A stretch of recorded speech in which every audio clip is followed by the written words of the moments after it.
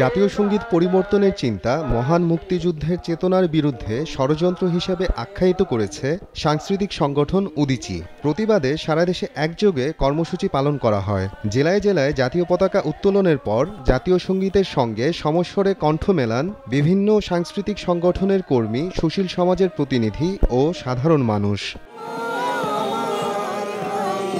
জাতীয় সঙ্গীতের বিরুদ্ধে ষড়যন্ত্রের অভিযোগে মানববন্ধন করেছে ব্রাহ্মণবাড়িয়ার উদীচী শিল্পী গোষ্ঠী। শুক্রবার সকালে শহরের পৌর মার্কেটের সামনে আয়োজিত মানববন্ধনে জাতীয় সঙ্গীত পরিবেশন করা হয়। আমাদের সংবিধানে স্পষ্ট লেখা আছে জাতীয় সঙ্গীত পরিবর্তন করা যাবে না। এই গান শুনলে আমাদের চোখের জল আসে। 1971 সালে আগে এই গান গেয়েছি আমরা। এই গানের ভিতর দিয়ে আমাদের মুক্তিযুদ্ধ হয়েছে। আজকে 71 মুক্তিযুদ্ধ থেকে শুরু করে বৈষম্য বিরোধী যে ছাত্র আন্দোলন 2024 পর্যন্ত আমরা সমস্ত গণতান্ত্রিক আন্দোলনের প্রতি আমাদের শ্রদ্ধা আছে, ভালোবাসা আছে। একই অভিযোগে সমবেত কণ্ঠে জাতীয় সঙ্গীত গেয়ে প্রতিবাদ জানায় রাঙামাটির উদীচী শিল্পী গোষ্ঠী। জেলা প্রশাসক কার্যালয়ের সামনে জাতীয় সঙ্গীত পরিবেশনে অংশ নেন বিভিন্ন সামাজিক ও সাংস্কৃতিক সংগঠনের কর্মীরা।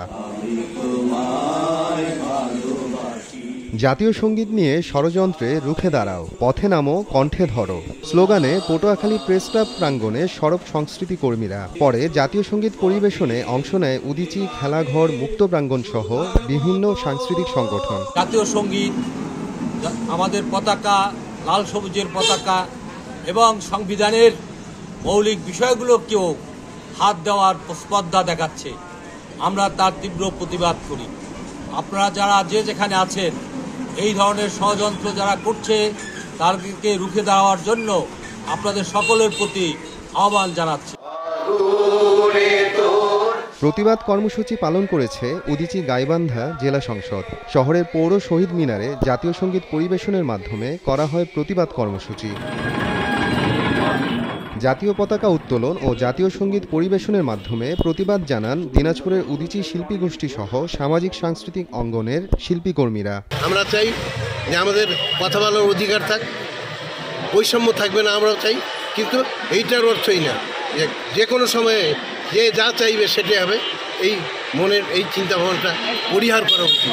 আমাদের যে মহান স্বাধীনতার মধ্য দিয়ে অর্জিত আমাদের রক্তের বিনিময় প্রাণের পতাকা, জাতীয় পতাকা এবং আমাদের প্রাণের জাতীয় সঙ্গীত আমার সোনার বাংলা, এটি পরিবর্তনের যারা আকাঙ্ক্ষা করেন, স্বপ্ন রাখেন, তাদের আমরা হুঁশিয়ার করে দিই। ঝিনাইদহ শহরের পায়রা চত্বরে উদীচী ও সমমনা সাংস্কৃতিক সংগঠনের কর্মীরা মানববন্ধন করেন। জাতীয় সঙ্গীত পরিবর্তনের মন্তব্যের প্রতিবাদে জাতীয় পতাকা উত্তোলন ও জাতীয় সঙ্গীত পরিবেশন করা হয়। চট্টগ্রামে একযোগে জাতীয় সঙ্গীত পরিবেশনের কর্মসূচি করেন সাধারণ নাগরিকরা।